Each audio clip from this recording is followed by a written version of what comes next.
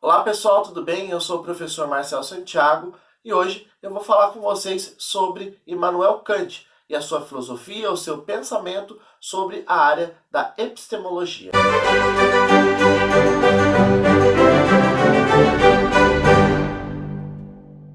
Bom, antes de entrarmos no assunto, vão aí alguns avisos. O primeiro deles é que o conteúdo que está nesse quadro, esse resuminho sobre a videoaula de hoje, está disponível lá no meu Instagram. Para você acessar esse conteúdo é só clicar no link que está na descrição do vídeo. E a outra coisa é que essa videoaula ela é uma sequência de outras tantas que nós estamos fazendo aqui no canal, falando sobre epistemologia. Então aqui, quando nós falarmos sobre a filosofia de Kant, do pensamento kantiano, nós estamos tratando única e exclusivamente sobre a parte da filosofia dele que diz respeito à questão da epistemologia, ou também chamada de teoria do conhecimento. Bom, Immanuel Kant nasceu em 1724, numa cidade chamada de Königsberg, e ele faleceu em 1804. Com certeza, Immanuel Kant e a sua filosofia representam um grande marco na história da filosofia, sobretudo do período moderno.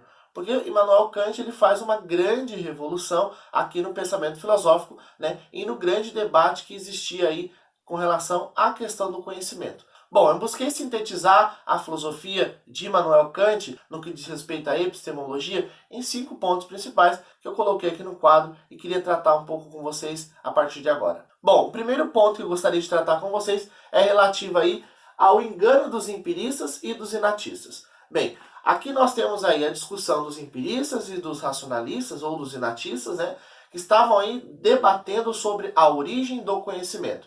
Enquanto que os inatistas e os racionalistas, eles defendem que a origem do conhecimento se dá na razão, os empiristas defendem que é através das experiências, através das sensações, que justamente provém aí a origem do conhecimento. Bom, e Kant vai aparecer no meio dessa treta, tentando aí, de certa forma, conciliar, mas colocando aí a sua filosofia de uma maneira muito mais crítica do que tinham colocado esses dois grupos. Bom, e o que o Kant vai dizer? Ele já vai começar dizendo que existe um grande engano da parte dos dois grupos, das duas correntes filosóficas, porque eles estão tratando sobre a questão do conhecimento, mas eles estão buscando a origem a partir da realidade. Eles estão buscando defender a origem do conhecimento a partir da realidade interna, que é o caso aí dos racionalistas, ou também chamados de natistas, ou se não, eles estão buscando pautar a origem do conhecimento a partir da realidade externa, que é o caso dos empiristas, a partir das sensações que são provenientes do contato com o mundo. E Kant vai dizer que tanto um grupo quanto o outro estão equivocados, estão enganados. Por que isso? Porque Kant vai afirmar que antes de nós pesquisarmos sobre a origem do conhecimento, nós devemos nos perguntar sobre a capacidade do ser humano de conhecer. Será que o ser humano realmente tem a capacidade de conhecer? E como é que será que se dá esse processo de conhecer? Então veja só, que Kant se coloca aqui de uma maneira crítica. Não é por acaso que a sua filosofia vai levar o nome de criticismo. Ele se coloca diante aí dessas duas correntes filosóficas de uma maneira crítica. Olha, vocês estão buscando aí debater sobre a origem do conhecimento, mas não fizeram o passo número 1, o passo inicial, que é justamente se perguntar sobre a capacidade do ser humano de conhecer, sobre a faculdade de conhecer. Então, Kant já começa aí metendo os dois pés na porta, porque a casa está muito bagunçada e não dá para ter discussão ali, Então, Kant vai desenvolver a sua grande obra, e aí eu entro no ponto 2, que é a obra Crítica da Razão Pura. Então, essa grande obra, que foi publicada em 1781, carregava, então, aquilo que Kant acreditava sobre a questão do conhecimento. Bom, então Kant vai afirmar nessa obra que existem dois tipos de conhecimento. E aí, nesse momento, ele vai estar tanto considerando o lado empírico quanto o lado inatista. Aqui ele vai dizer que existe o conhecimento empírico, ou seja, é aquele conhecimento que vem da experiência, o conhecimento a posteriori, que vem após a experiência. E uma frase que a gente poderia, aí, um enunciado que a gente poderia utilizar para poder entender melhor esse tipo de conhecimento, é quando nós falamos assim, aquele livro é de capa vermelha. Bem, mas o que me fez afirmar isso, com certeza foi a minha experiência sensorial com aquele objeto em si. Então veja só, eu estou falando aqui de um conhecimento que eu tive a partir dos meus sentidos. Bom, e o segundo tipo de conhecimento aqui para Kant é o que ele chama de conhecimento puro. Por isso nós falamos crítica da razão pura. Ou seja, a razão pura é a razão que não teve contato nenhum com a experiência. Então ele vai dizer que existe esse conhecimento puro. E esse conhecimento puro, ele é a priori, ou seja, independe da experiência, antes da experiência, tá certo? Então, veja só, a partir do conhecimento puro, né, esse conhecimento a priori, Kant vai dizer que nós somos capazes de emitir tipos de juízos universais e necessários, né? Universais para todos os seres humanos e necessários, como já disse em outro momento, tem que ser dessa forma, não pode ser de outra maneira. Bom, e para Kant vai existir dois tipos principais de juízos: o juízo analítico e o juízo sintético. Mas o juízo sintético se subdivide em dois: o a posteriori e o a priori. No juízo analítico, como é que é a definição desse juízo analítico? O predicado está contido no sujeito, ele está no sujeito. Sujeito e predicado se identificam. Vamos ver aqui no exemplo que está no quadro. Todos os corpos são extensos. Quando a gente analisa esse enunciado, a gente percebe que nós temos a palavra corpos e nós temos a palavra extensos, que vem de extensão. Pense por um momento. Existe algum corpo que você conhece, né, que não possui uma extensão? Não tem, né? Todos os corpos possuem uma extensão. Então, quando eu falo corpos, de forma mais que imediata, eu penso que esse corpo deve haver uma extensão. Tá bom? Então veja só, a extensão aqui, ela é uma propriedade de corpo, né? Não tem como eu dissociar uma coisa da outra, tá certo? A mesma coisa, quando eu falo um triângulo tem 3 lados, como é que você vai imaginar um triângulo que não tenha 3 lados? Então o predicado, ele já está no sujeito. Kant vai dizer que esse juízo analítico, ele é também chamado de juízos de elucidação. Porque, na verdade, eles não acrescentam absolutamente nenhuma informação. Eles só evidenciam. Quando a gente fala elucidação, a gente está falando de evidenciação. Então, na verdade, esse juízo está só evidenciando aquilo que já está sendo falado no começo da frase. Ele está evidenciando uma característica do sujeito. Quando eu falo que todo triângulo tem 3 lados, na verdade, está evidenciando que eu estou falando de um triângulo. Nada mais, eu não estou acrescentando nenhuma informação nova, tá bom? Agora, quando nós olhamos para o juízo sintético, nós vemos uma grande diferença. Porque o predicado, ele não está contido no sujeito. E a frase aqui embaixo vai evidenciar isso. Veja só, os corpos se movimentam. Quando eu penso em movimento, não necessariamente eu penso em corpos. Nós temos corpos que são estáticos, né? Nós podemos, por exemplo, pegar uma grande rocha que está fincada aí na terra e ela não tem nenhum movimento, e aí ela é um corpo. Ou seja, quando nós pensamos movimento, não necessariamente nós estamos pensando em corpos, até porque nem todos os corpos se movimentam. Então, quando eu digo essa frase aqui, eu estou, na verdade, acrescentando uma informação. Quando eu falo corpos, ok, penso em corpos que possuem uma extensão, etc e tal. E quando eu falo esse movimento, eu estou acrescentando uma possibilidade, que é a possibilidade de movimento, para os corpos. Eu estou acrescentando uma informação. Então, vejam só, o predicado ele não está contido no sujeito. Então, o movimento aqui é um acréscimo de informação. E é por isso que Kant vai dizer que esses juízos sintéticos são chamados de juízos de ampliação. Eles ampliam o conhecimento. Eles dão aí informações a mais do que a que você já tem no enunciado da frase. Quando, por exemplo, eu falo só corpos, né? Então, eu dei uma informação a mais falando aí da possibilidade de movimento desses corpos, tá bom?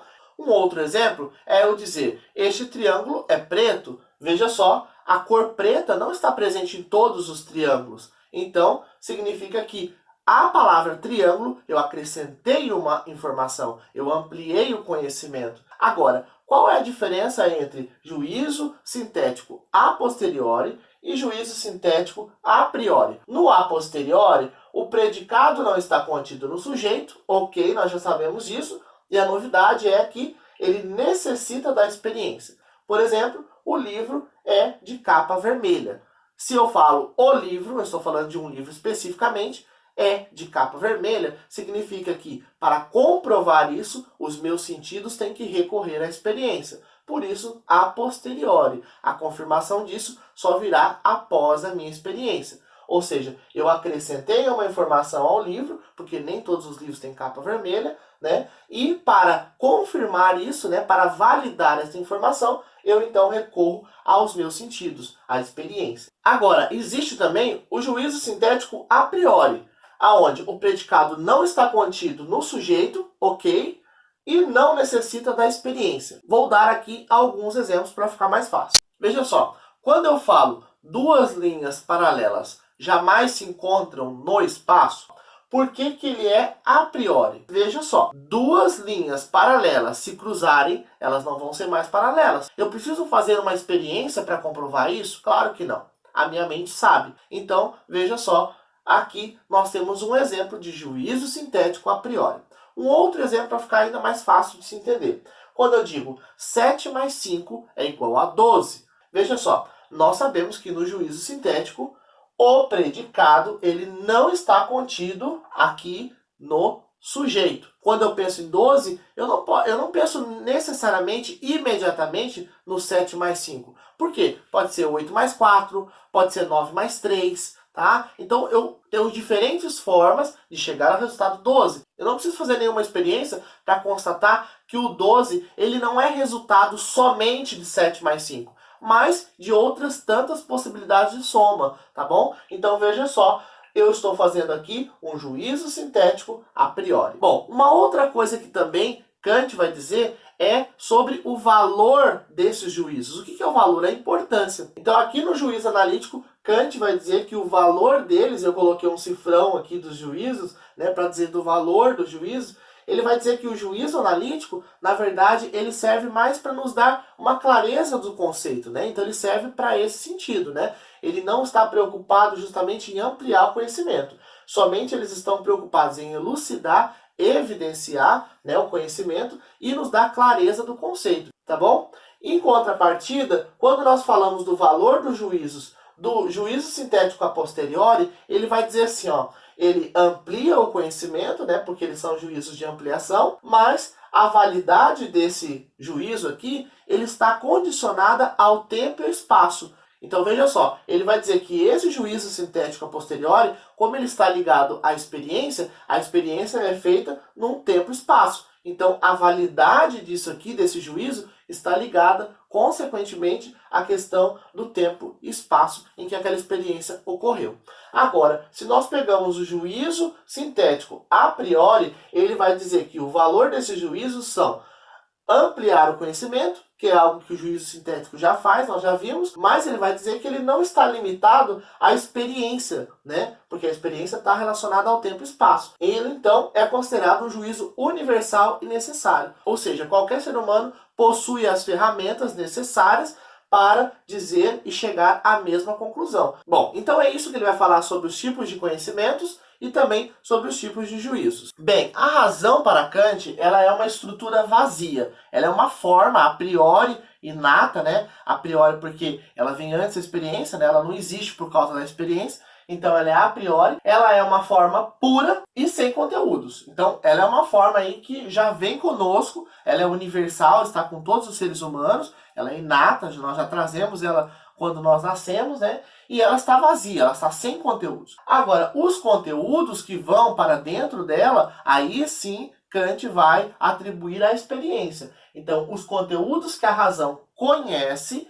e que ela pensa dependem da experiência. Então, a experiência que vai fornecer esse conteúdo que vai ser colocado aí dentro da caixinha razão. Tá bom? Então, é a partir da experiência que os conteúdos irão para a razão e serão por elas aí pensados, né, e conhecidos. Então, veja só, a forma, né, aqui a gente está usando os conceitos de Aristóteles. Se você não lembra da aula de Aristóteles, eu vou deixar o link aqui em cima para você lembrar esse conceito aqui de matéria e forma. Então, nós temos a forma. O que é a forma? É justamente essa estrutura que nós já temos, a estrutura racional que nós nascemos com ela. Então, nós temos essa forma que é universal, todos os seres humanos possuem, né? É uma estrutura a priori, ou seja, é uma estrutura que não depende da experiência, e essa estrutura que nós chamamos de razão. Então, nós já temos aqui toda essa estrutura vazia preparada, tá bom? Ela é a forma.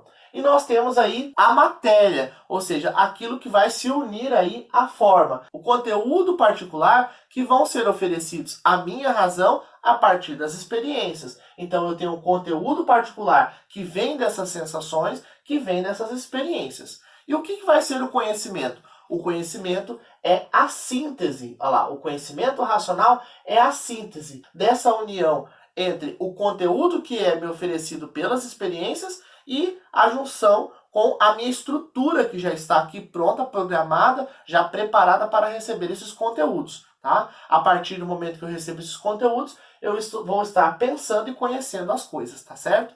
Então veja só, o conhecimento ele é derivado, né, dessa síntese, né, entre a forma e a matéria, sendo a forma justamente a razão nessa estrutura vazia e a matéria sendo aí o conteúdo que vai preencher essa razão, que são aí frutos das experiências, das sensações. E Kant vai dizer também que a nossa razão ela está estruturada em 3 pilares principais. Veja só, ele vai dizer que a razão possui esta estrutura ou forma da sensibilidade, justamente que é essa estrutura capaz aí de processar aquilo que vem da percepção sensorial da pessoa. Ele vai dizer que existe também uma estrutura ou forma do entendimento, que é nada mais do que a análise que vai ser feita pela nossa inteligência, pelo intelecto. Então nós temos o intelecto que vai receber das sensações o conteúdo, e esse intelecto, esse entendimento, ele vai raciocinar, tá certo? Então o nosso intelecto, a nossa inteligência, ele vai continuar operando, onde novos e constantes conteúdos são trazidos para a razão,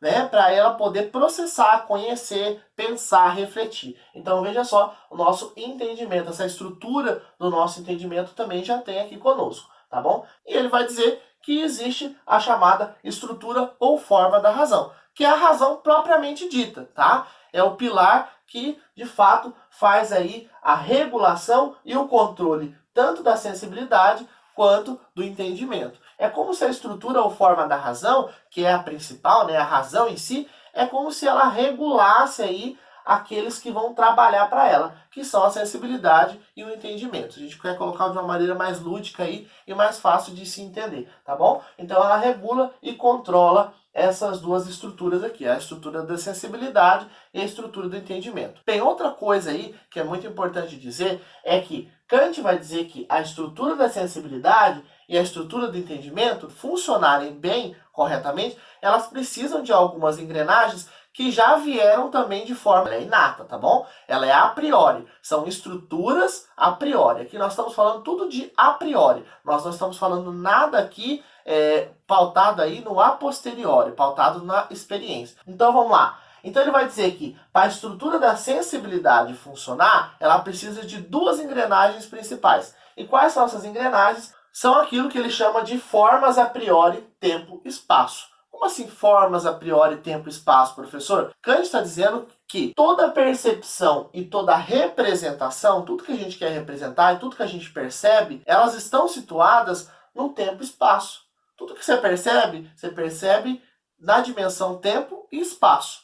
E tudo que você quer representar, você representa na dimensão tempo e espaço. Ou seja, não tem como você fugir dessas 2 dimensões, tá bom? Tanto de tempo quanto de espaço. Por isso ele vai dizer que essas formas a priori, tempo e espaço, elas são necessárias para a sensibilidade, para as sensações acontecer. Então ele vai dizer que as formas tempo e espaço, elas são intuições puras. Em contrapartida, na estrutura do entendimento, nós temos aí uma máquina mais robusta. Afinal de contas, é a inteligência trabalhando. Eu preciso de ter uma máquina mais robusta, né? Eu não posso aí ficar pautado só em 2 engrenagens, tempo e espaço. Eu preciso de uma máquina mais robusta, né? Justamente como se fosse um mega computador aí, né? Então veja só, o que ele vai dizer? Ele vai dizer que o nosso entendimento, o nosso intelecto, ele vai receber o conteúdo e ele vai organizar esse conteúdo em categorias, como se fosse uma espécie de gavetas, tá bom? Por quê? Ele precisa categorizar o conhecimento que está vindo. Ele precisa categorizar o conteúdo. Para não ficar tudo embaralhado, aqui o nosso cérebro é como se ele fosse colocar tudo nas gavetinhas, né, as gavetinhas que ele chama de categorias. Então, veja só, enquanto aqui na estrutura da sensibilidade nós temos 2 engrenagens trabalhando, aqui embaixo nós temos 12 engrenagens trabalhando, tá bom? Que são as 12 categorias. Quais são os tipos que nós temos aí de categorias? Lembrando que são 12. Nós temos as categorias de quantidade, né, que são a unidade, pluralidade e totalidade.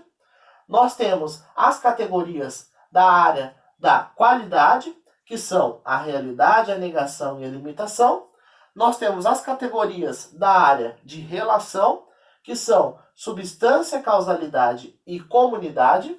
E nós temos as categorias da área da modalidade, que são a possibilidade, existência e necessidade. Então veja que cada um aqui são 3. 3 vezes 4 áreas, nós temos 12 engrenagens, 12 categorias trabalhando, tá? Também chamado de conceitos puros aí, tá certo? Bem, para finalizar, entramos no ponto 5, onde nós falamos um pouco sobre fenômeno. Kant vai dizer que nós nunca conhecemos a realidade em si, tá? Que é aquilo que ele chama de noumenon, ou também chamado de nômeno. Nós nunca conhecemos o nômeno. O que nós conhecemos? Nós conhecemos somente as coisas tal como nós as percebemos, que é aquilo que ele chama de phenomenon, ou também chamado de fenômeno. Então, nós não conhecemos a coisa em si, a realidade em si. Nós conhecemos aquilo que nós percebemos da realidade, tá bom? Nós conhecemos o fenômeno, o fenômeno. Então, veja só, quando lá nas questões de Enem, provas, cair que Kant afirma que o ser humano é capaz de conhecer o número, não coloque que está certo. Kant vai dizer que nós conhecemos as coisas tal como as percebemos. Então a gente percebe uma coisa, mas a coisa em si é muito mais ampla. Bom, e antes de terminarmos a nossa videoaula, eu gostaria de dar uma pequena dica para vocês. Quando vocês virem falar de Kant e de revolução copernicana, lembre-se que copernicana vem da palavra Copérnico. Quem que foi Copérnico? Copérnico foi um astrônomo e matemático que viveu mais ou menos 2 séculos antes de Kant. E Copérnico, ele desenvolveu uma teoria chamada de heliocentrismo, ou seja, o Sol como centro do universo. E por que ele fez isso? Porque desde o século II, né, Ptolomeu ele desenvolveu a teoria do geocentrismo, onde a Terra seria o centro do universo e as coisas estariam girando em torno da Terra, tá bom? Inclusive o Sol. E aí, lá com Copérnico, um pouco antes de Kant aparecer, ele vai inverter a situação. Ele vai dizer assim, olha, vocês estão afirmando que a Terra é o centro, mas e se a Terra não for o centro e o Sol for o centro? E a Terra gira em torno do Sol. Então, o que Copérnico faz? Ele faz uma revolução no pensamento. Então, isso é a mesma coisa que Kant faz na filosofia. Nós temos 2 grupos aí debatendo sobre a origem do conhecimento, né? E Kant, muito assim, paz e amor, chega com os 2 pés na porta e já propõe aí uma outra reflexão, um outro paranauê diferente do que os 2 grupos estavam tentando colocar aí, dizendo assim, peraí, vocês estão se perguntando sobre a origem do conhecimento, mas vocês já se perguntaram sobre a capacidade do ser humano de pensar, a capacidade do ser humano de conhecer? Então aí, quando Kant já fala isso, ele quebra a perna de todo mundo. Ou seja, ele faz a mesma coisa que Copérnico fez, só que ele faz isso dentro da área da filosofia. Bem, eu sei que a videoaula foi um pouco extensa hoje, mas é porque Kant é riquíssimo na sua filosofia e na questão do conhecimento era importantíssimo que nós abrangêssemos aqui o máximo de informações para que você pudesse aí dominar a filosofia de Kant, ao menos ao que diz respeito a essa questão do conhecimento. Eu espero ter contribuído com os seus estudos e se esse vídeo te ajudou de alguma forma, deixe o seu joinha aqui, isso ajuda muito, se inscreva no canal, compartilhe esse vídeo com seus colegas que não entenderam Kant até hoje, sobretudo com relação à questão do conhecimento, e a gente se vê numa próxima aula.